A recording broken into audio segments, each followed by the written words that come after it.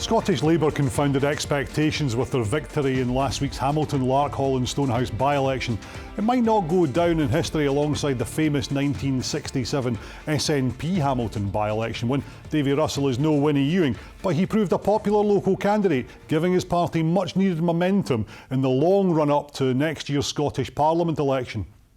So what are the chances of Scottish Labour removing the SNP from power in Edinburgh? We were joined by the party's deputy leader Jackie Baillie and Holyrood's cabinet secretary for Net Zero Mairi McAllan. Jackie Baillie, a lot of credit in this campaign going to your ground campaign. Is that what won it for you? Well, we have a very effective field operation, but that, of course, combined with the message on the doorstep and our unrelenting activity targeting voters, I think at the end of the day saw us through. But you know, the thing I was getting on doorsteps right the way across Hamilton, Larkhall and Stonehouse is people were really sick and tired of the SNP. Amongst the undecideds, as many as 60% were saying they didn't want to vote SNP because they'd had enough of the 1 in 6 Scots on an NHS waiting list, of the violence in our schools, the lack of attainment, of the lack of growth in the economy. There was a myriad of reasons, but people felt that the SNP had had 18 years in government and they simply weren't delivering. Well, let's go to Mairi McAllan on that. Mairi McAllan, a boost for Labour. It's clearly a blow for the SNP. Well, look, of course, on a very human level, I'm disappointed that we didn't win in the by-election. I thought we had an excellent candidate, but the people of Hamilton, Larkhall and Stonehouse voted for Labour, and I congratulate Davy Russell on his position as an MSP. I look forward to seeing him in Holyrood.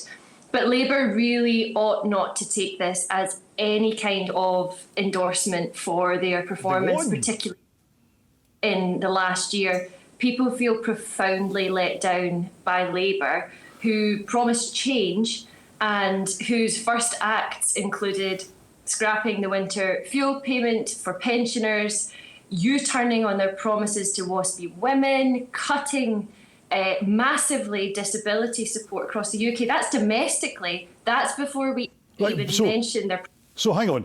Hang on just a moment there, because despite all of that, they beat you. No, absolutely. And listen, you won't hear any complacency from me. The SNP worked extremely hard and it wasn't enough, and we will do more. One observation I would make, however, and it speaks to what I was saying before about people feeling let down by Labour, is that this time last year in the general election, Labour won in this area by a landslide, 9,000 votes. Last week, they won by 600. They still beat us, but they really ought not to take this. So what did you get wrong? Well, look, we fought the campaign as best we could. We had an excellent candidate. We had energised activists. But what did you get wrong?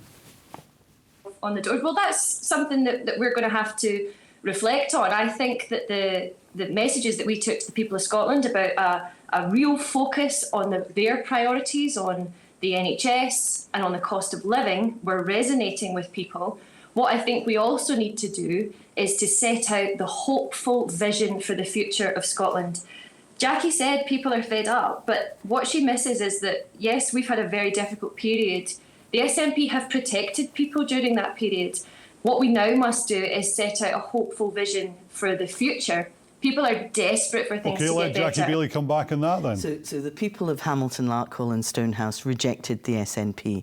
This is their lowest vote share ever recorded in the seat. It dropped by 17% on 2021 statistics.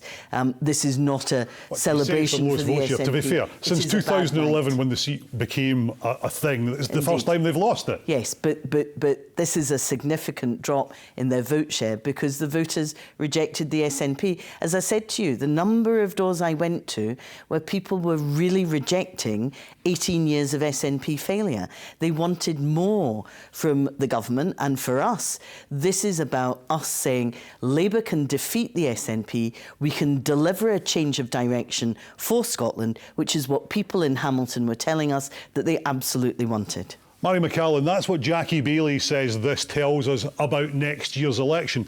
What does it tell you? Does it tell you need to focus more on independence? Well, look, I think that people understand that the SNP's raison d'etre is independence, and I hope we will, and I believe we will oversee independence for Scotland. But what people also know is that up to and until this nation is independent, they can rely on the SNP to protect them from but the that's worst. The thing. They can't. They actually can't, because you're letting them down in the NHS, you're letting them down in education, you're letting them down in the economy. You know, they see this every day. That's the reality under an SNP government. Just think that this is hyperbolic from Jackie Baillie, and if we actually look at people's experience in the last 15 years, through austerity, through Brexit, through the pandemic, much of this, I should say, either caused by or worsened by Westminster.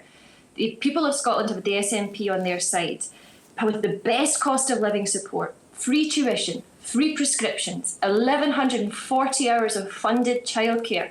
We have been taking the decisions to make life better in Scotland in a really, really difficult period. We need to demonstrate that we can continue to do that. But both your party leaders spent a lot of time in Hamilton, Larkhall and Stonehouse during this by-election, speaking to a lot of people.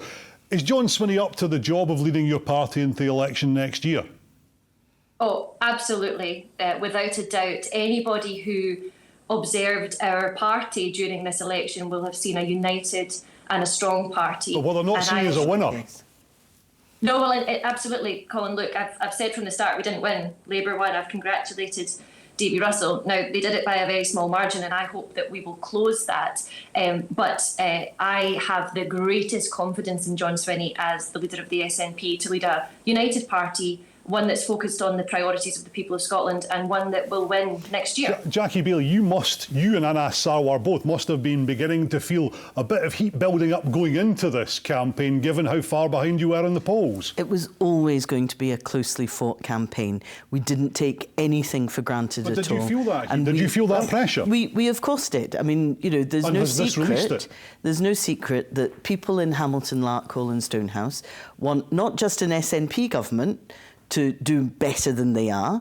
They wanted a UK Labour government to do better, to go faster, to change their lives. We had those conversations on the doorstep. They were important to us to listen and learn from them. But I have to say, you know, unity in the SNP has just been fractured. We have people, you know, senior people within the SNP calling for John Swinney to resign, to go. He is a lacklustre First Minister, and he's proven that in this by-election result. Mairi McAllan, you're sitting there shaking your head. I mean, the first thing to say is that the public really don't care too much about this back and forth between politicians. What they really care about is money in their pockets, how hard they're having to work for less than ever. They care about that domestically, and internationally they care about the UK doing the right thing with incidents like the horrors in Gaza. I'm interested that Jackie concedes that the UK government need to do better. In that case, will she be encouraging her colleagues to drop the Tory, now Labour, two-child cap in their UK spending review? Will she be encouraging them to stop implementing the bedroom tax? The Scottish Labour Party have been clear. We believe that the two-child cap should be dropped. We've been clear on the winter fuel allowance, and I'm delighted that Rachel Reeves has announced, you know, an extension for pensioners. The challenge for the SNP is whether, using the 250 million that will be released to Scotland, whether they will put that into improving their offer for the winter fuel allowance. Because, of course, they've cut it in half. They should increase it and give it to people. Well, my colleague Shirley-Anne Somerville is working on the details of this just now. We've only just had the detail from the UK Chancellor about her U-turn. But look, the decision, the UK Labour promised change, and their first act was to deprive pensioners of their winter fuel. It is appalling. I'm delighted that's been reversed. Well, they've just announced a U-turn on that today. And we are giving pensioners more than they will get in Scotland. The challenge is for the Scottish Government and the SNP. Final word to Mairi McAllan. Well, look, as I said, we will work out the details of this. The Chancellor's just U-turned. But you haven't yet. I will. They haven't yet. I will. I hope she will also U-turn on the two-child cap. Progress has been taking children out of poverty in Scotland. The rest of the UK needs. OK. Thank you both for joining us in debate on Scotland tonight.